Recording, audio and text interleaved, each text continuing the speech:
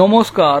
পশ্চিমবঙ্গের রাজনীতিতে বিজেপি 2019-এর লোকসভা ভোটের পর থেকে সেইভাবে কিন্তু আরএসএসকে কোনো গুরুত্ব দেয়নি, যে কারণে 2021-এর পশ্চিমবঙ্গ বিধানসভা ভোটে যেখানে বিজেপি 200 আসন পাওয়ার লক্ষ্যমাত্রা রাখার পরেও 100টি আসন পেতে পারেনি এবং সম্প্রতি 2024-এর লোকসভা ভোটেও বিজেপি যেখানে মনে করেছিল কমপক্ষে 25টি লোকসভা আসনে তারা জিতবে, সেখানে 20টি আসনের কাছাকাছিও বিজেপি পৌঁছাতে পারেনি। এই জায়গা থেকে বিজেপিরই অনেক নেতানেত্রী মনে করেছিল বিজেপি আরএসএসকে গুরুত্ব না দেওয়ার কারণে এমন ফলাফল বারংবারই পশ্চিমবঙ্গে করছে। তবে এবার পশ্চিমবঙ্গের রাজনীতিতে বিজেপি রাজ্য সভাপতি নির্বাচিত করার ক্ষেত্রে আরএসএস বেশ কয়েকটি নাম সামনে রাখল।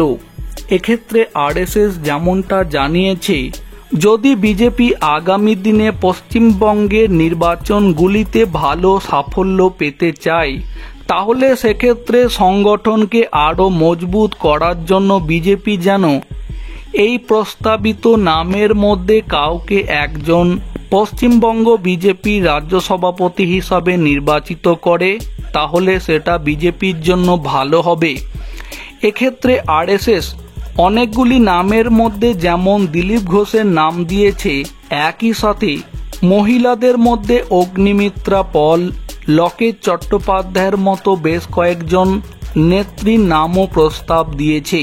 তবে এখন দেখা যাক বিজেপি আরএসএসকে গুরুত্ব না দিয়ে নিজেদের ঠিক করা কোনো নেতা বা নেত্রীকে পশ্চিমবঙ্গ রাজ্য বিজেপির সভাপতি করে, নাকি আরএসএসের কথাকে গুরুত্ব দিয়ে বিজেপি দিলীপ ঘোষ কিংবা এই রকম লড়াকু কোনো নেতা বা নেত্রীকে পশ্চিমবঙ্গ রাজ্য বিজেপি সভাপতি হিসাবে নির্বাচিত করে। তো প্রিয় দর্শক বন্ধু, আপনাদের এই বিষয়ে কি মতামত থাকছে? দিলীপ ঘোষের মতো লড়াকু নেতা যদি আবারও পশ্চিমবঙ্গ বিজেপি রাজ্য সভাপতি হতে পারেন, তাহলে সেটা কি বিজেপির জন্য ভালো হবে নাকি অন্য কিছু? আপনাদের মতামত অবশ্যই কমেন্টে জানাবেন।